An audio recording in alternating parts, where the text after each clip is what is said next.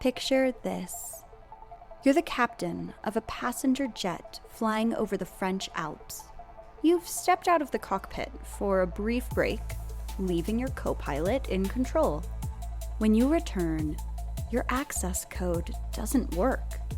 The door remains locked. Through the small window, you can see your co-pilot is conscious, but unresponsive. You knock, and then you knock harder. You try the emergency override. Nothing works. The plane is descending rapidly, heading straight for the mountains. So stow your tray tables, fasten your seatbelts, and prepare for turbulence, because this is final boarding call.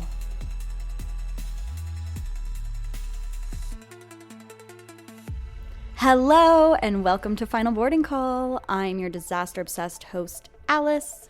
And I'm just Zach. Nothing more than that today.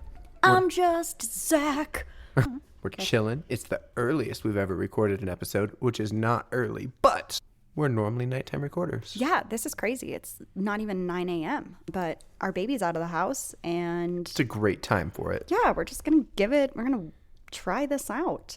As a reminder to all of our listeners, please rate, review, and subscribe wherever you get your podcasts. If anybody has figured out how to do that on Apple, I don't know. I give this episode a star. Oh, we need more than 1 star. If you're going to review us 1 star, just don't bother. We're a 5-star podcast. I'm trying to remember what it was like We're when at I was least a rating 4-star. episodes. I couldn't rate the show. I could only rate the episode, which is funny to me. God, that's weird. Okay, well, on Spotify, we have a 4.7, which is pretty darn good. Who downplayed us? Message me. This episode does cover Trigger and touch warning. on. This is a trigger warning. This is a very suicide-heavy episode. So if that is a sensitivity to you, please just be aware of that going into this episode. So my sources for today is a documentary I watched called How a Pilot Deliberately Crashed a Passenger Plane by Air Crash Investigation, which I think is the same as Mayday Air Disasters, but it goes by a different name on like YouTube. Oh, it's a pretty concise name. I can't say anything else about it. Yeah. Let me confirm that before I just At least it's spew not a that right mouthful. into the yeah, Air Crash Investigation is the same as Mayday Air Disasters. They did like a rebrand, I guess. Okay, anywho diddly-oo. That wasn't very cash money of them. Cash money. Alrighty. Before we get into the events of the fateful day in March 2015, it is important to understand who was at the controls of Germanwings Flight 9525. The captain was 34-year-old Patrick Sondenheimer, a German national with almost 7,000 flying hours, including more than 3,800 hours on the Airbus A320. Nearly 260 of those hours were as a captain. So Wow. I know. Sondenheimer was a family man with a wife, 2 kiddos, and he was well respected by his colleagues. Our co-pilot is a 27-year-old named Andreas Lubitz, also from Germany. He's logged more than 900 flying hours, so he's still He's a baby. a baby, hasn't hit that 1K. I don't know if 1,000 hours is really the... No, I don't know. Like, you're pretty seasoned. But I don't know. I imagine you get like a Girl Scout badge. You know, your first 1K. 1K, 5K, you know. It's great. Yeah, it's just like running. With 540 of those hours on the A320. Unlike the captain, Lubitz's personal history was complicated by serious mental health challenges that would ultimately have devastating consequences. That sounds like the guy that I want in charge of the plane that I'm flying on. A guy that doesn't know how to handle his own emotions. Let's just stress him out a little bit, see how he handles it. We're going to talk about it. But the moral of this story is really about mental health. So let's dive in and taking care of your mental health. I just took my mental health pill right before we started this podcast. So there is no shame, guys. Talk to somebody. From a young age, Lubitz had dreamed of becoming a pilot. At 14, he joined the local gliding club, which, what? Where? How? How do I join a local gliding club? This has got to be some German stuff. You didn't like jumping out of a plane. You think you're going to like going on gliders? Yes. I think I'm going to freaking love it. If anybody out here listening has access to a glider, or really any small plane, please let me know, because I'm in. I want to give it a go. And he obtained his gliding license 2 years later. So at 16, he was already licensed to fly gliders. So we're off to a very promising start. In September 2008, he began his basic training at Lufthansa Flight Training Pilot School in Bremen, Germany. All right, you did. Yep. What his colleagues and employers didn't fully know was the extent of his psychological struggles. During his training, he developed severe depression and insomnia. Lack of sleep isn't really what I want. It's not. Actually, anybody that has ever had real issues with sleep, where you go months of only getting like 30 or 40 minutes in a row, it is the worst torture that I think anybody can go through. It is horrendous. Correct. That's why those first few months of postpartum for moms and for any like active, engaged co-parent is brutal. I say that because Zach was so involved in, like, he did not just check out. He was in the trenches, doing overnights, letting me kind of catch up on sleep. But I didn't have so the good brutal. nipples, but I tried. God, you tried. Do you remember we got you that bottle that Yeah, that was looks like a boobie. a boob? Yeah. And Arya did not buy it. She was not having it.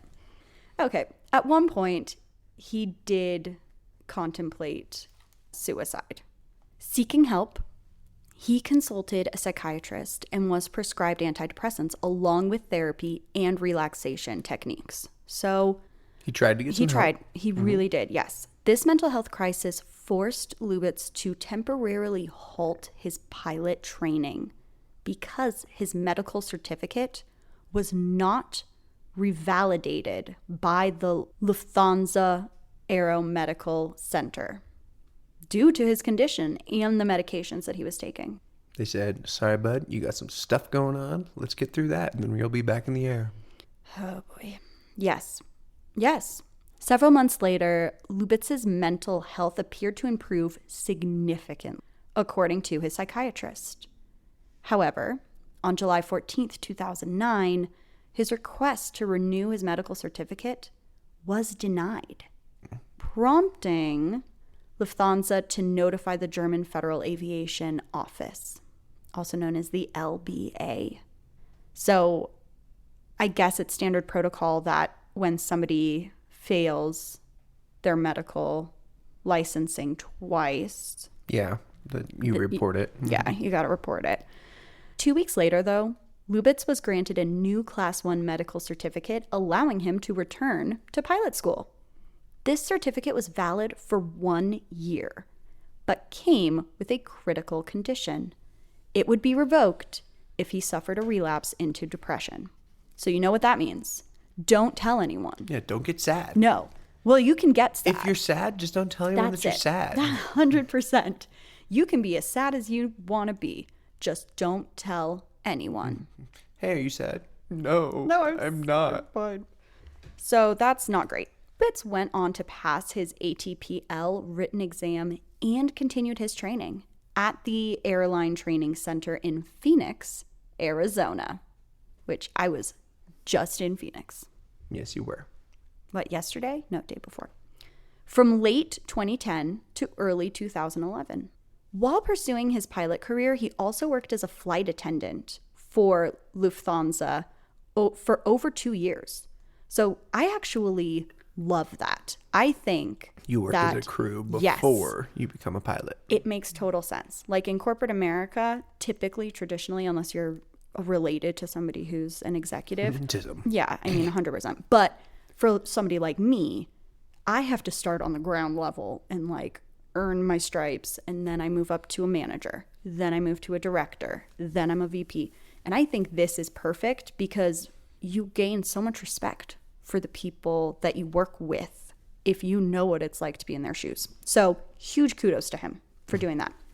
By late 2013, he successfully obtained his A320 type rating in Munich, and he joined Germanwings. Oh.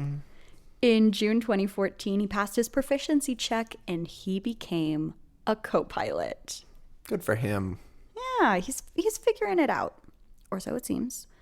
Throughout his training and evaluations, Lubitz consistently impressed his instructors and examiners, who considered his professional performance to be above standard.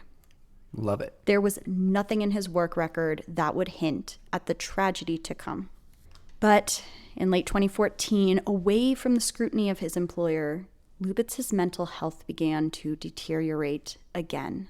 He developed vision and sleep issues that prompted him to consult several private physicians. Hey, I need you to not tell my job about this, but something's wrong. There's an amazing House episode that is similar to this, where a pilot who's actually being slated to go to space, she's actually like somebody who's being considered to go, and I remember yes. one. And I think the thing was she was hearing color. That was like what she went in for, which is so crazy. And she begged House not to tell, but ultimately he did because he's an asshole. He's a tattletale. Yeah. By early 2015, he had received sick leave certificates and medication for a psychosomatic disorder and anxiety. As his condition worsened, he was referred for psychiatric treatment due to suspected psychosis. Eek. That's serious, guys. Additional medications, including sleep aids, were prescribed. However, because of strict patient confidentiality laws in Germany, Germanwings was never informed about Lubitz's problems. He kept flying, and no one at the airline knew what he was going through at all. This is where we encounter a critical gap, obviously, in the system.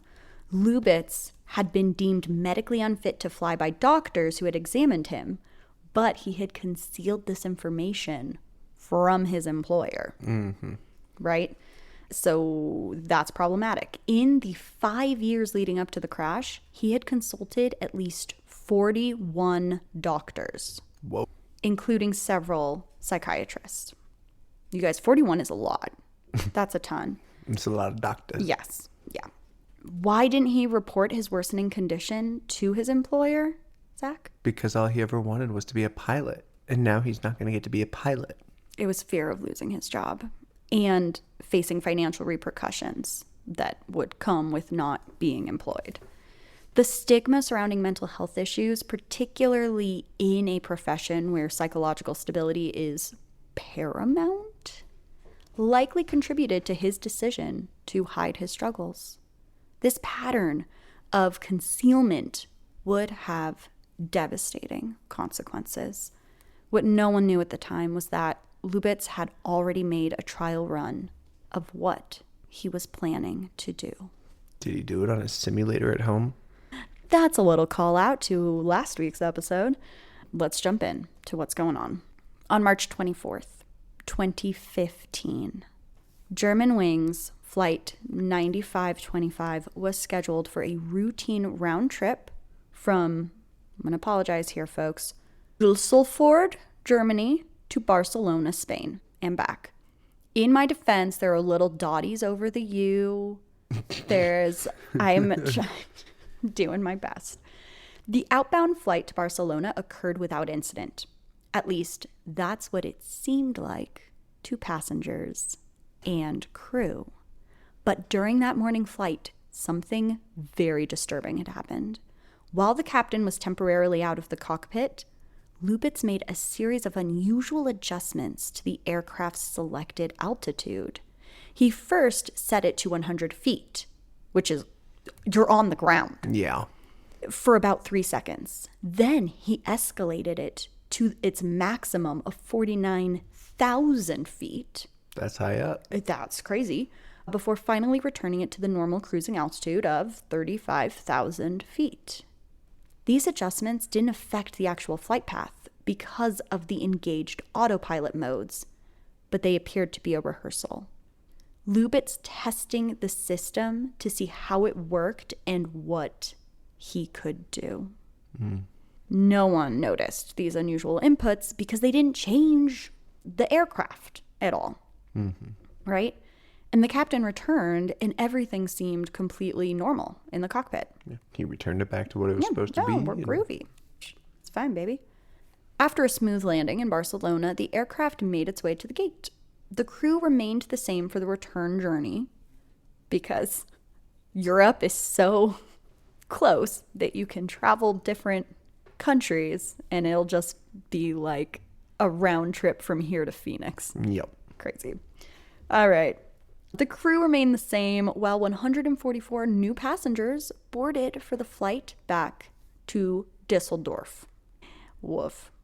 Among these passengers were 16 exchange students who were part of a larger group of 40, but only 16 spots had been available for this particular exchange trip, meaning that these students had, in a cruel twist of fate, won places on what would become their final journey. At 9 a.m. local time, Germanwings Flight 9525 took off from Barcelona Airport. As the aircraft climbed above the city, it followed its planned route toward Germany, a flight path that would take it over the Mediterranean Sea and the French Alps. This flight typically lasted about 2 hours and 15 minutes. The weather conditions were favorable that day. According to information from Meteo France, at the flight's cruising altitude of 38,000 feet, the aircraft was flying in clear skies, with some clouds at about 32,000 feet. So I actually love this when you're flying and you look down and it looks like you're floating on top of all of the clouds. I always think that's so cool.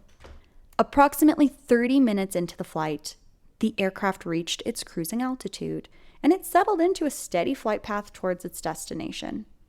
Captain Sodenheimer acknowledged the air traffic controller's clearance to fly directly to the Armar waypoint, IRMAR waypoint, which is a designated navigation point marking the transition from Spanish to French airspace. This routine communication marked the last time anyone would hear from the cockpit of Flight 9525. At approximately 10:30 a.m., about 30 minutes into the flight, Captain Sodenheimer prepared to take a short break. Before leaving the cockpit, he briefed Lubitz. "I'm going to the bathroom. Can you take over radio communications?" Lubitz calmly replied, "Yes, sure." Just 30 seconds after the captain's departure, Lubitz switched the cockpit door control to the locked position. This setting prevented the crew from opening the door using the emergency access keypad for a predetermined period. Then, in a deliberate series of actions, Lubitz adjusted the selected altitude from 38,000 feet down to 100 feet. That's not a good flying height, as we've discussed. Oh, good. And when he tried this the first time, right, it was still an autopilot. Autopilot was still engaged, so nothing happened. Well, this time... He disengaged. Yeah. Yes. And he followed through with his plan. He set the autopilot to open descent mode and the auto thrust to idle, initiating the aircraft's immediate descent. 2 minutes later, Lubitz switched the speed management from managed to selected mode, which allows him to manually set the target speed, which he adjusted to 308 knots. As a result, the aircraft's speed increased, with the descent rate fluctuating between 1,700 feet per minute and almost 2,000 feet per minute. Well, that's a big number. Yeah. At this moment, no one else on board was aware that the plane had begun to descend. Oh, I mean, that's a rapid descent. It is. It is. And I don't know if it just felt different because they were all strapped in and tucked in. However, somebody did notice, right? So somebody noticed, and it's going to be the Marcellus Control Center. So they're observing the aircraft's altitude dropping nearly 2,000 feet below its assigned cruise level. What are you doing? Yeah, and it's continuing to descend. In response, air traffic controllers attempted to establish communication with the aircraft to confirm what the fuck is going on. My guy, hello. Pull up terrain. So this is what they actually said. Germanwings, Marcellus Control Center, what cruise level were you cleared for? No answer. The controllers tried again on a different frequency. Germanwings, Marcellus Control Center, please confirm what cruise level you are cleared for. Silence. The controllers made several more attempts to contact the flight, but they received no response. Meanwhile, Lubitz adjusted the selected speed again to 323 knots, causing the aircraft to accelerate further. Within minutes, the plane had descended approximately 10,000 feet. And they're flying over where again? The Alps. Oh, lots of mountains to hit. Shortly after the speed adjustment, a buzzer sounded outside the cockpit, signaling that Captain Sodenheimer's attempt to re-enter had Been denied. The recorder sounds from inside the cockpit revealed Lubitz's breathing remained calm and steady. How haunting is that? He was ready. He made no attempt to respond to the captain's signal. The Marcellus Control Center continued trying to reach the flight, but Lubitz remained silent. As the aircraft continued its rapid descent, he adjusted the speed one more time to 350, which is the maximum operating speed for the aircraft at that altitude. He's given it all the goosies that he can. Outside the cockpit, the captain, obviously at this point, is extremely concerned. Yeah. He tried to contact Lubitz through the intercom 4 times, but he is receiving no response. Realizing that something was seriously wrong, he began physically knocking on the door, calling out, "Open the door, open the door." Now, Zach, why is he trapped outside of the cockpit? He is the pilot, right? Logic would say that he should be allowed to get in. So let's talk about the security features that were put into place after 9/11 that are now hurting. We can't win. This is basically what we're going to learn. Okay, so following the September 11th terrorist attacks in 2001, cockpit security had been significantly enhanced to prevent hijackings, right? So the goal is that if you are inside the cockpit, people that are outside of the cockpit cannot get in. Yeah. The cockpit door on the Airbus A320 is bulletproof, and it separates the cockpit from the cabin. Entry requires a standard code, with an emergency code available for situations like crew incapacitation. However, pilots can override the system by setting the door control to lock, thereby blocking entrance for everyone. Regardless like nobody. of code. Your codes, you can shove your code. Even those that have the emergency code. So exactly, Zach. It was precisely this mechanism that Lubitz exploited to permanently lock access to the cockpit door. As the aircraft continued its descent with the door locked, Captain Sodenheimer became increasingly desperate. He looked through the small window in the cockpit door and obviously saw that the aircraft was descending rapidly, and his calls became more urgent. Open the door, let me in. In a final, desperate attempt to break down the door, he grabbed the emergency axe. And despite his efforts, the bulletproof door didn't care about his axe. Things can be bulletproof and still absolutely broken. Bullets are stopping in a small range of area. But like, you drive a car into that thing and it's still going to break. Nobody had a car on this plane, unfortunately. Gotta be something. Like, I would take the drink cart and run it as hard as I could and hit that door. I don't understand. Well, they did not try that. I don't know if they were just so panicked and Well, things are happening. Your thoughts. Yeah, things are happening very quickly. I think there's a lot of confusion as well. But at this point, the passengers obviously know something weird's happening because the pilot is smashing the door with an axe. So at this point, you're like, I don't like this. This seems really fucked. Somebody's going to open their window and be like, Very confused. And panic is starting to spread throughout the cabin. The plane's unusual descent angle and the increasing speed would have been noticed at this point for everyone. Now everybody knows something weird is happening.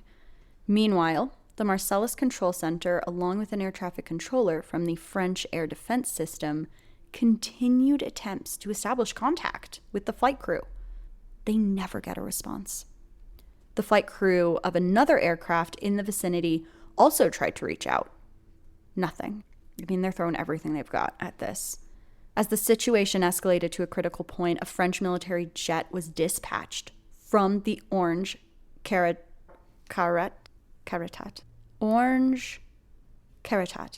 Air Base in a rapid attempt to intercept the aircraft, but it was at this point too late.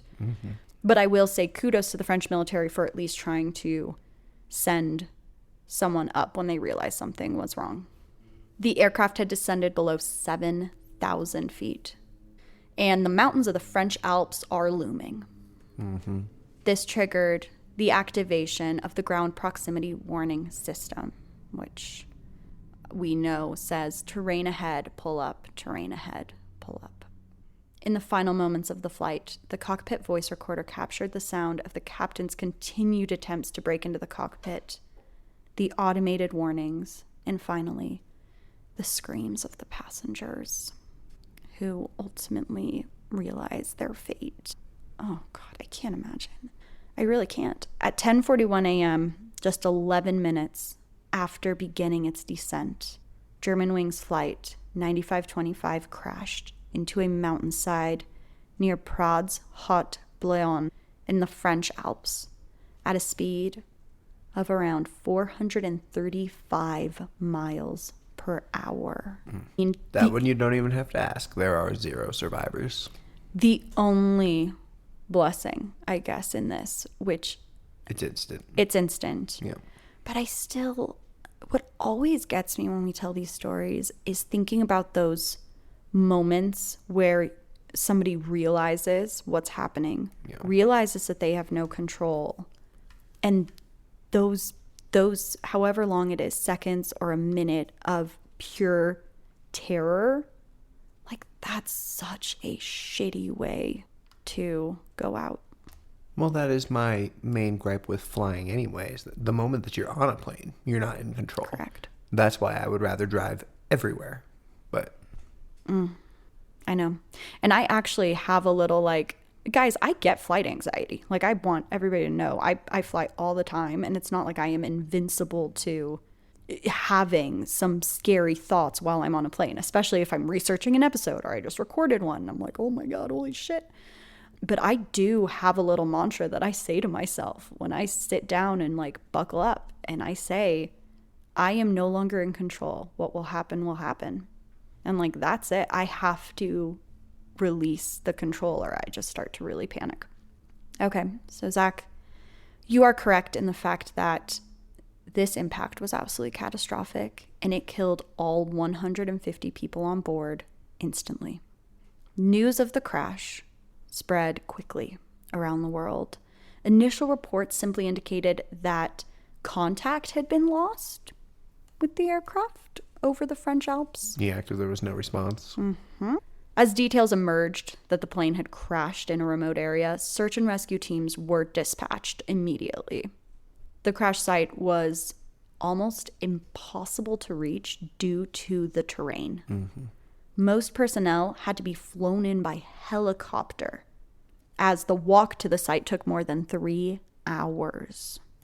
When the first responders arrived, it was instantly, apparent that nobody could have possibly survived this.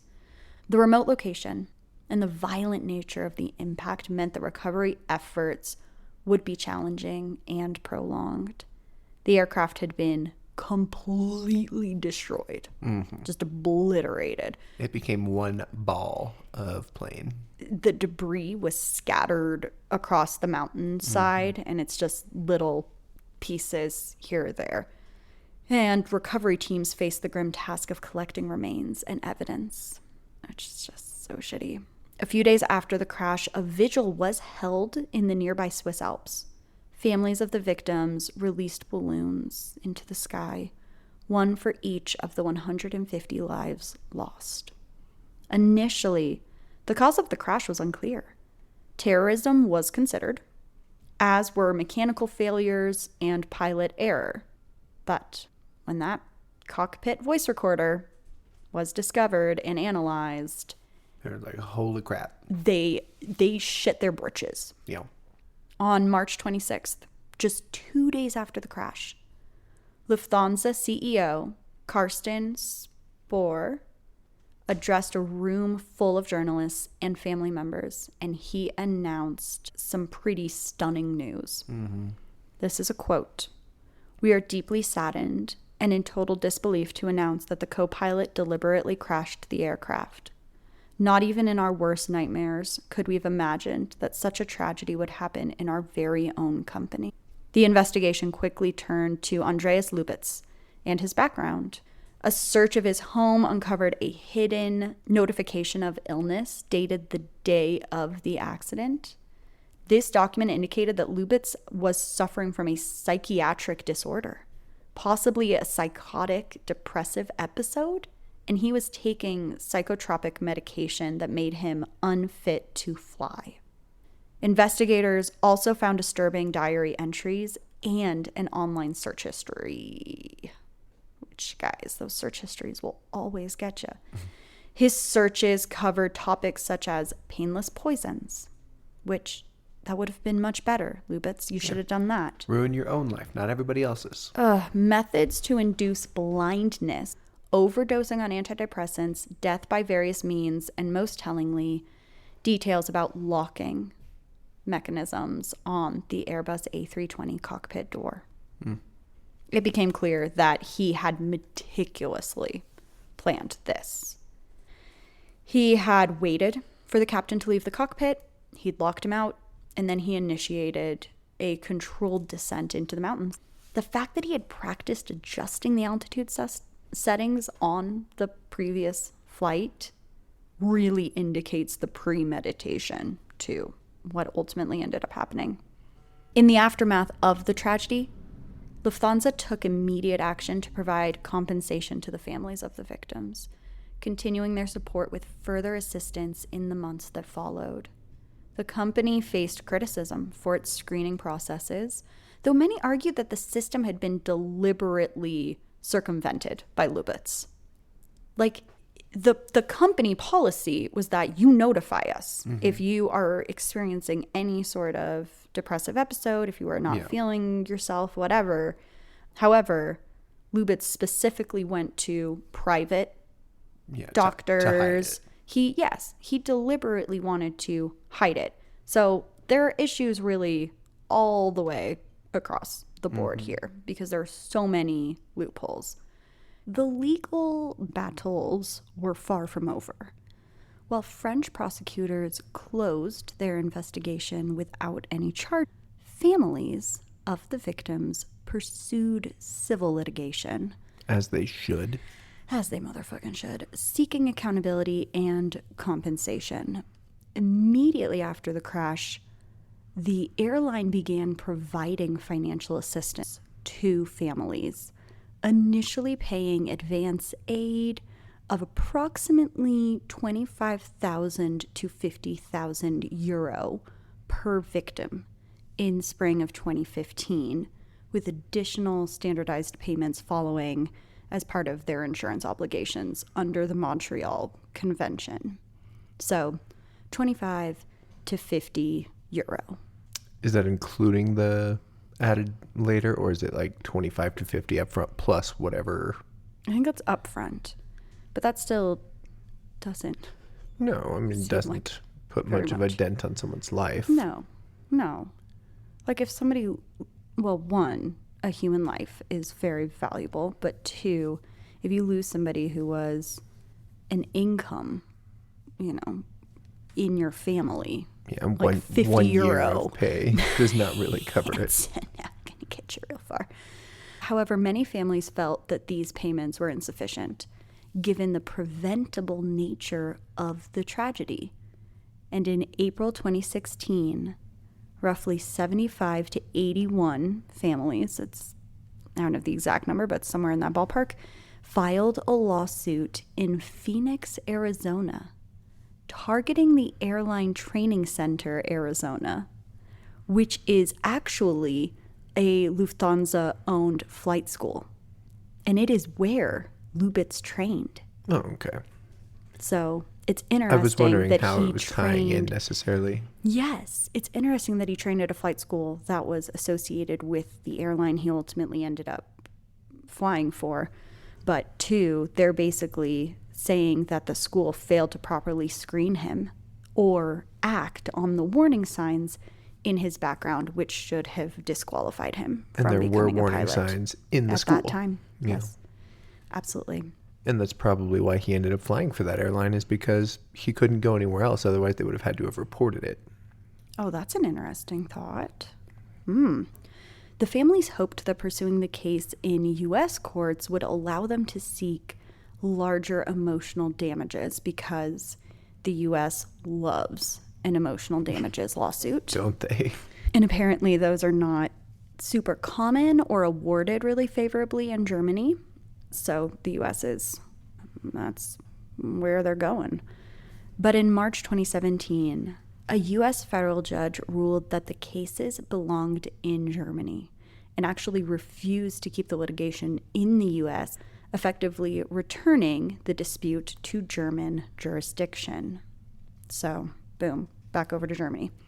On July 1st, 2020, so we are now almost, 5 years into this? Yeah. A German court in Essen rejected claims by 8 relatives seeking higher compensation. The court found that the airline and the training center were not liable in the way the plaintiffs alleged, emphasizing that certain medical supervision duties fall to state authorities rather than private companies. Aviation safety and medical oversight, the court concluded, were primarily state responsibilities. The families appealed, but in 2021, a higher German court again denied their claims for additional compensation. The legal efforts to obtain larger pain and suffering awards under German civil law had failed. However, a small group of families found different results in Spain. It's my Spain song, I guess. In May of 2023, the Spanish Supreme Court ordered larger payouts for 14 relatives of 7 victims, increasing their awards. The Spanish court held that reductions by lower courts were inappropriate, given that the tragedy stemmed from an intentional act by a crew member. Yeah, and that is the part that I can agree with. I don't necessarily agree with all people going for pain and suffering, because almost every personal lawsuit goes that way. But this was not an act of God, right? Like somebody And I has don't mean to that take in the accountability religious for I mean that in the somebody has to have accountability for who is owning the person that crashed the plane purposefully. Yeah. And it would be the employer. Yeah. Separately, in the UK, coroners held inquests into British victims' deaths. In November 2021, at least one coroner's inquest returned a verdict of unlawfully killing for British victims, a legal finding about cause and culpability. I thought you were going to say somebody on the plane crash died from COVID. In 2015. No, in the Though 2020. In November 2021 when they were doing this. And it was COVID. Pump those numbers up. Zachary. You can redact it.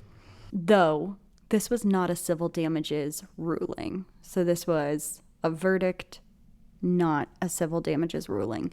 The prolonged legal battles highlighted the difficulty of assigning individual responsibility for systemic failures and the stark differences in how various legal systems address aviation disasters.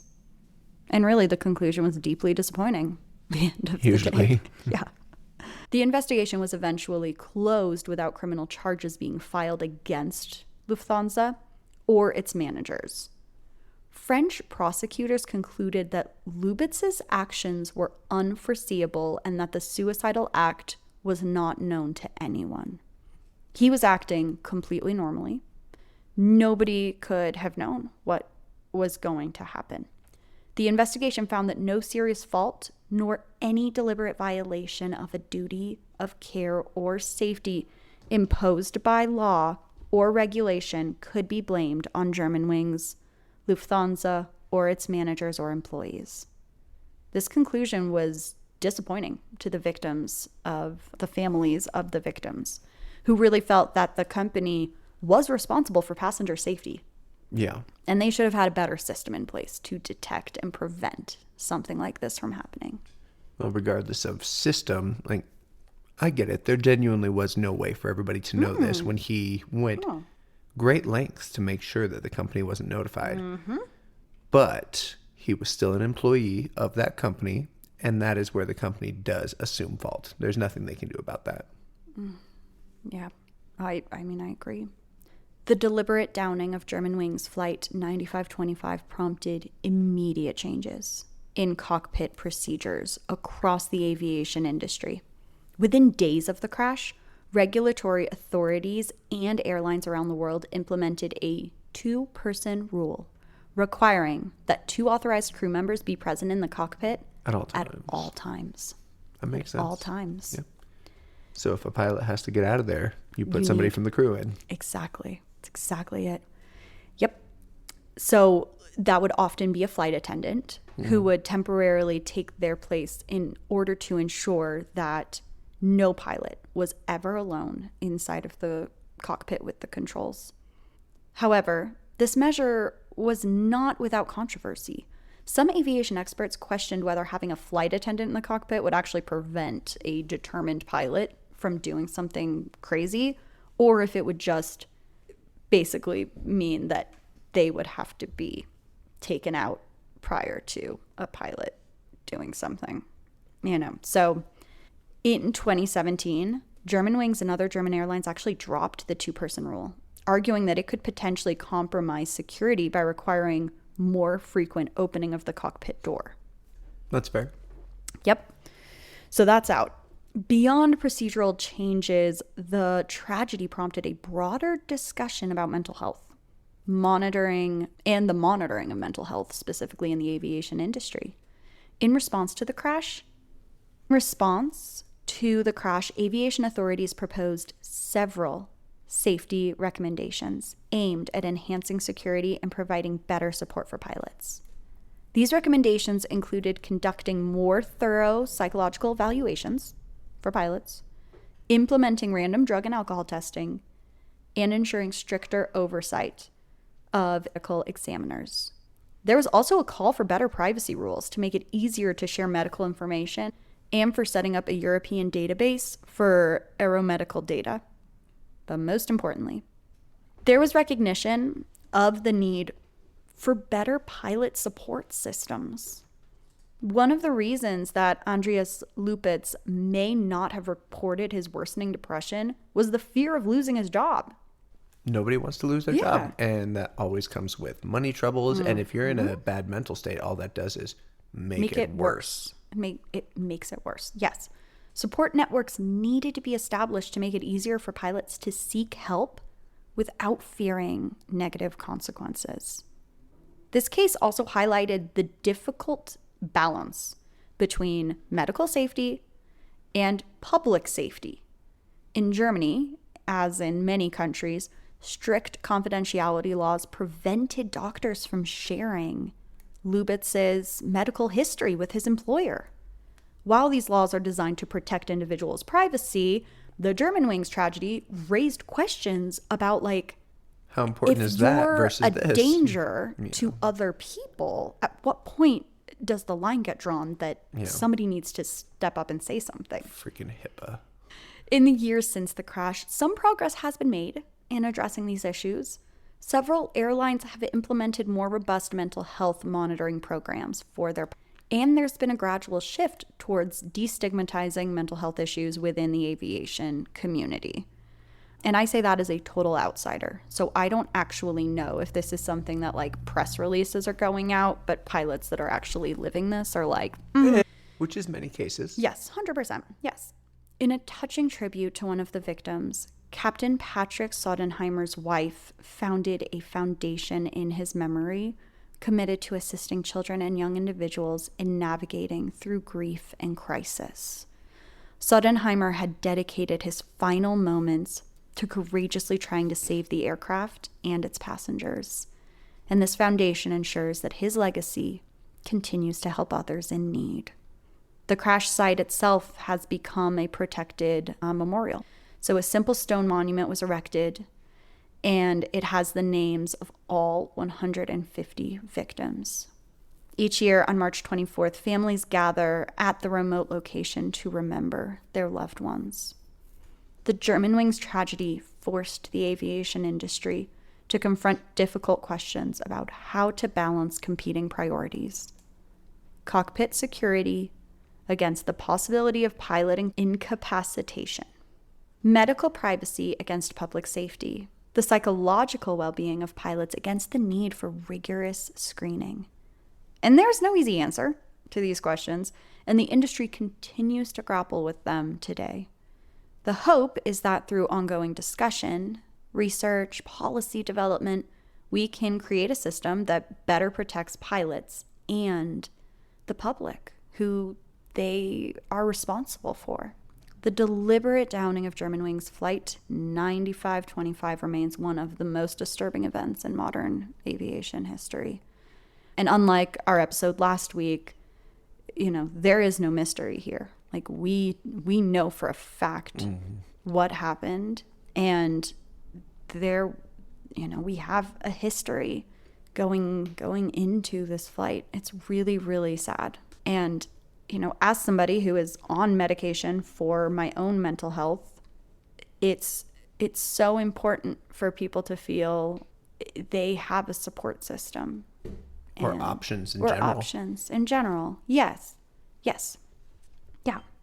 I mean, my goodness, like, I am sure that there are pilots out there that are probably on some medication for things, because, like, many people are. I just also hope that those pilots are taking their medication. They are doing the things that are necessary for their mental health. And if it gets to a point where they are feeling particularly low, I hope that the airline supports them enough to be like, hey, you know what? Let's take some time. Let's just, no penalty to you. We're not going to revoke your license. We're not going to, stop your paychecks. But why don't you take a couple days and just evaluate, and then let us know when you're feeling better. Mental health days. Like, my God, pilots need mental health days. Yeah, but there is still the stigma in what is majority a male-dominated field. Mm-hmm. Men are not supposed to have mental issues. Gosh, they just handle things. I know, it's horrible. I hate that. Because then they down airplanes. Sometimes. This is a really bummer story today. Way to kill the mood. Thought we were going to go have a great day. I'm so sorry. Zach, that's the whole story for today. So if you enjoyed this episode, please rate, review, and subscribe wherever you get your podcasts. Tell a friend. We're a word-of-mouth based podcast. So tell 5 friends. Tell 5 friends. That's what we love. Ooh, I love that. And join us next time when we will be discussing another transportation disaster. And until then, remember to stow your tray tables, fasten your seatbelts, and prepare for the unexpected, because not every trip reaches its final destination. Goodbye.